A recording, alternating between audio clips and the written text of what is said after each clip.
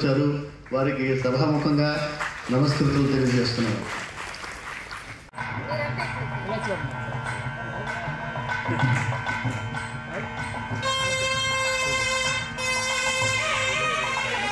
నాద విద్యా భారతి బిరుదుని మిజోరాం రాష్ట్ర governor his excellency doctor Haribabu గారు శ్రీ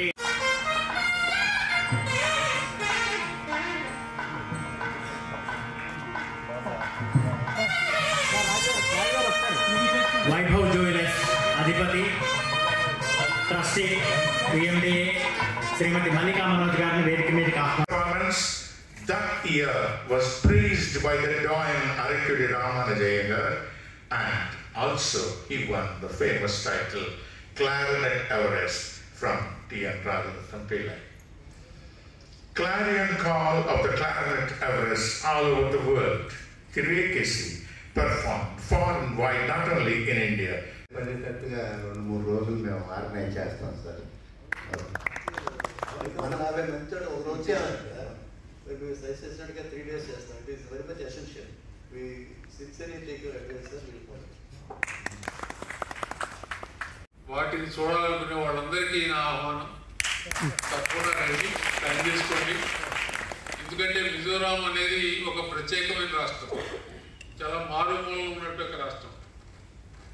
దీని యొక్క ప్రత్యేకత ఏంటంటే Mizoram is a sandwich state between 2 countries. On the eastern side Myanmar, on the western side Bangladesh. Unfortunately, both the countries are in turmoil because of so many political developments. In Myanmar there is an army rule. In Bangladesh there was a revolt by the public and the Prime Minister has to resign and take asylum in India. Therefore, there is a lot of unrest in both the countries. In spite of that situation, Mizoram is a piece of island in the midst of oceans of violence. Therefore, I invite you to visit Mizoram, which is the piece of island. Thank you. నాకు ఈ అవకాశం ఇచ్చిన కళాభారతి వారికి అందరికీ నా హృదయపూర్వక ధన్యవాదాలు తెలియజేస్తూ, మరింతగా ఈ కార్యక్రమాలు రాబోయే రోజుల్లో కూడా తీసుకెళ్ళి ఈ యొక్క సాంస్కృతిక కార్యక్రమాలకు వారు చేస్తున్న ప్రోత్సాహం మరింత ముందుకెళ్ళాలని చెప్పి మనసారా కోరుకుంటూ సెలవు తీసుకుంటాం. జాతర అనే పేరుతోటి ఆ కార్యక్రమాన్ని నిర్వహిస్తే చాలా బాగుంటుందని నేను మీ అందరికీ కూడా ఒక సూచన ఇస్తున్నాను. ఇక చివరిగా నేను గవర్నర్గా ఉన్న మిజోరాం రాష్ట్రం గురించి 4 మాటలు చెప్పి సెలవు తీసుకుంటాను. Mizoram state is a very small state in terms of population. It is only 13 lakhs population, entire state. But it is big in terms of the area. It is about 11 districts. It has 11 districts. The most interesting feature is, once upon a time, it is of totally insurgent activities. Lot of violence in the state. But Government of India reached with an accord with Mizoram people, MNF, Mizoram National Front. After the peace accord, today Mizoram is the most peaceful state in the entire country. Most peaceful state. No violence. People are very disciplined, people are committed, and people are very much disciplined. I think you might have seen so many videos how the traffic flows on the streets of the capital city of Iceland. Nobody will blow the horn, no honking city. Nobody will cross the middle marking of the road. They just wait for their turn. Such a disciplined traffic is there in Mizoram. And it is very, naturally it is a very scenic, beauty state. The entire state is of hills and forest. 90% of the area is forest area. And the atmosphere is totally clean. No pollution, no industry there. Therefore, you can enjoy early morning waking up and breathing, and you can feel how clean air you are breathing. That experience you can have in Mizoram. Nowadays, you can see what is the air pollution affecting the big cities like Delhi and other places. Some doctors are advising not to stay in Delhi, those who are having some bronchial issues. Therefore, I invite such type of all those people to come to Mizoram to enjoy the clean air. And I have taken an initiative to publish a booklet with regard to the tourism of Mizoram. Today I would like to present that book to our honored guest, Rajesh ji. I think I invite you, sir, to the state of Mizoram. Mariyu Dance Academy Kalabharathi వారు నిర్వహించే జాతీయ ప్రశస్తి award ఉత్సవానికి గౌరవ అతిథిగా వచ్చినటువంటి vice admiral Rajesh Pendarkar, AVSM VSM flag officer, commanding in chief eastern naval command. అలాగే ఈరోజు మనం అందరం గౌరవించుకునే అవార్డు గ్రహీత పద్మశ్రీ డాక్టర్ ఏకేసి నటరాజన్ గారు, విశాఖ మ్యూజిక్ మరియు డ్యాన్స్ అకాడమీ అధ్యక్షులు మంతెన సత్యనారాయణ రాజు గారు, గౌరవ కార్యదర్శి ట్రస్టీ డాక్టర్ జిఆర్కే రాంబాబు గారు, అలాగే ఈ యొక్క కళాభారతి నిర్మాణంలో ప్రముఖ పాత్ర వహించినటువంటి పెద్దలు సిఎస్ఎన్ రాజు గారు, పైడా కృష్ణప్రసాద్ గారు, ఎస్ రామ్ గోపాల్ గారు, తదితర పెద్దలందరికీ, ఈ యొక్క కార్యక్రమంలో పాల్గొంటున్నటువంటి కళాభిమానులందరికీ గారు, జనరల్ కేవీ కృష్ణారావు గారు, commander in chief Indian army. General KV Krishnarao గారు మిజోరాం రాష్ట్రం ఏర్పడినటువంటి తొలి దిశలో కొద్ది కాలం పాటు మిజోరాం గవర్నర్గా కూడా పనిచేశారు. వారిని కూడా ఇక్కడికి అధ్యక్షులుగా పిలిచారు. దాంతోపాటుగా అనేక రాష్ట్రాల గవర్నర్ని ఈ యొక్క ముఖ్య అతిథులుగా మనకు పిలిచినటువంటి యొక్క చరిత్ర ఉంది. సుర్జిత్ సింగ్ బర్నాలా గారు పంజాబ్కు చెందినటువంటి వారు, సుశీల్ కుమార్ షిండే గారు మనకు కూడా గవర్నర్గా పనిచేశారు, రాజేశ్వర్ ఠాకూర్ గారు ఏపీ గవర్నర్గా పనిచేశారు, ఈఎస్ఎల్ నరసింహన్ గారు ఏపీకి తెలంగాణకు పనిచేశారు, కె రోషే గారు మన రాష్ట్రానికి చెందిన వారే తమిళనాడు గవర్నర్గా పనిచేశారు.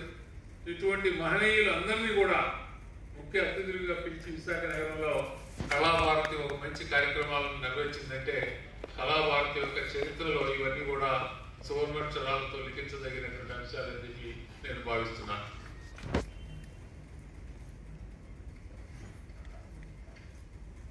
నేను మన కృష్ణప్రసాద్ గారు ఫోన్ చేసి ఈ కార్యక్రమానికి రావాలని కోరినప్పుడు నాకు విశాఖపట్నం వచ్చే కార్యక్రమం లేదు. కానీ విశాఖపట్నానికి ఎవరైనా పిలిస్తే నేను కాదని చెప్పడం నాకు ఇష్టం లేదు.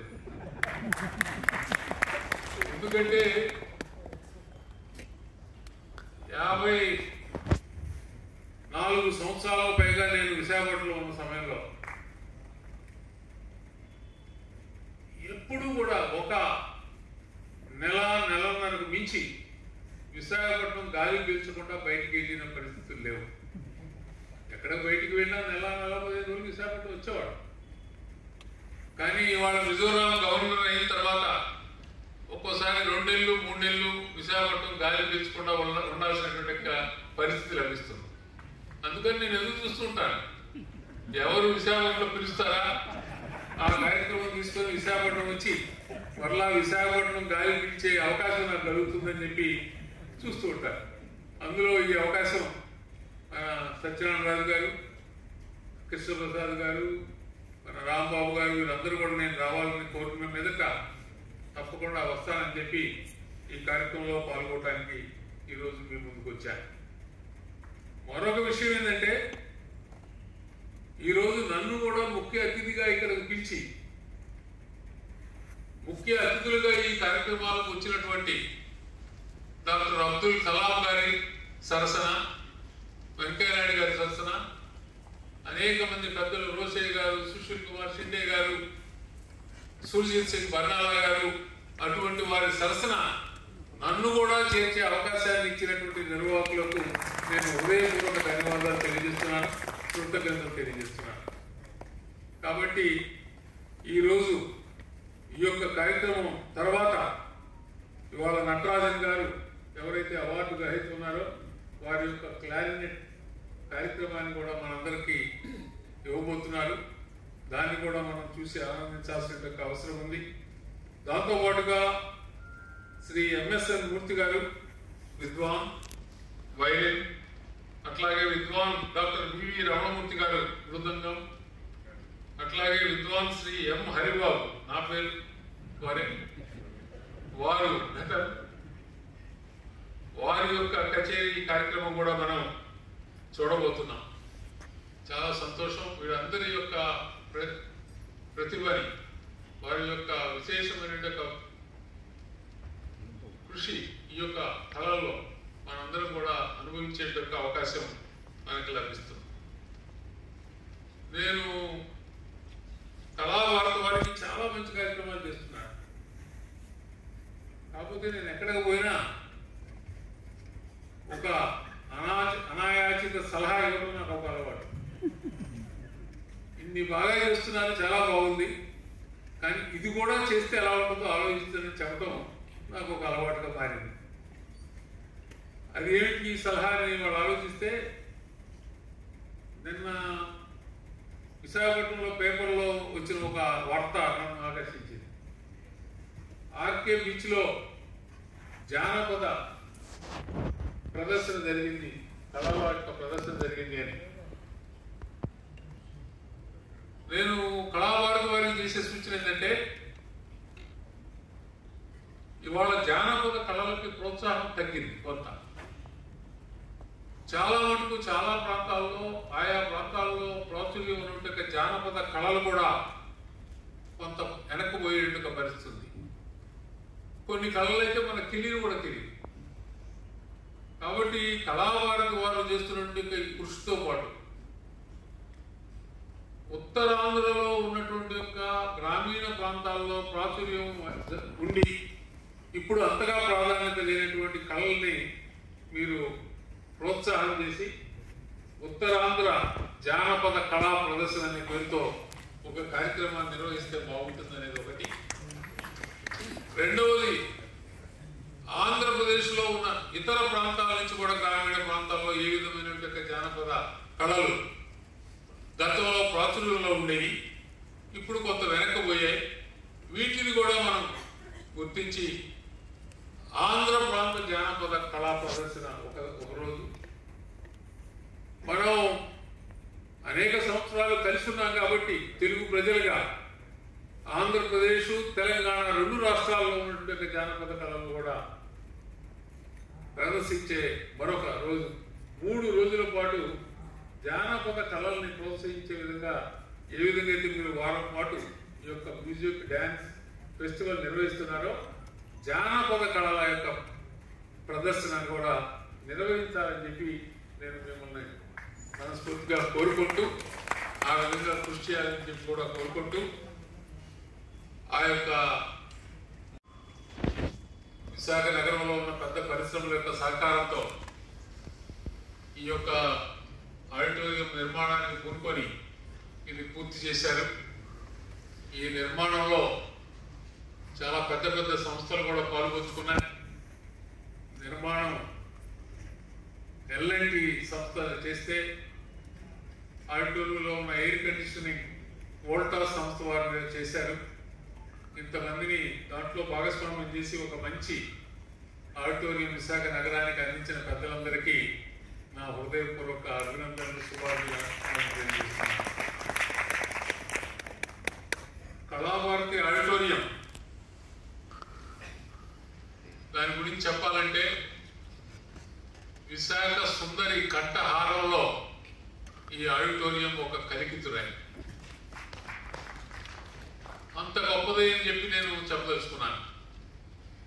ఎందుకంటే ఇందాక అధ్యక్షులు వారు చెప్పినట్టు ఈ ఆడిటోరియం నిర్మాణంలో తర్వాత ఇక్కడ జరిగినన్ని మంచి కార్యక్రమాలు దేశంలో ఎక్కడ జరగలేదు, అంత బాగా ఈ ఆడిటోరియం ఉపయోగపడుతుందని చెప్పారు.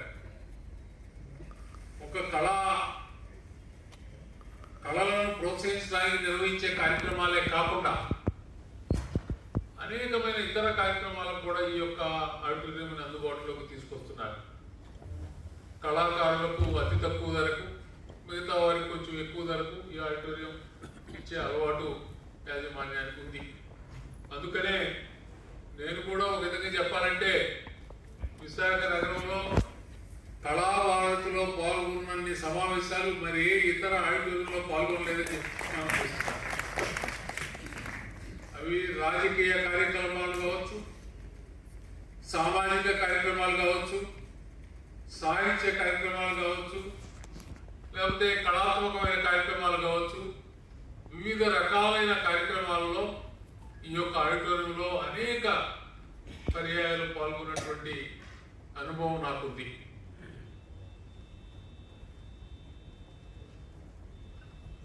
ఆ విధంగా అనేక సాంస్కృతిక, సాహిత్య, ఆధ్యాత్మిక సంఘాల వారి యొక్క కార్యక్రమాలకి ఇది ఒక వేదికగా తయారైంది విశాఖపట్నం.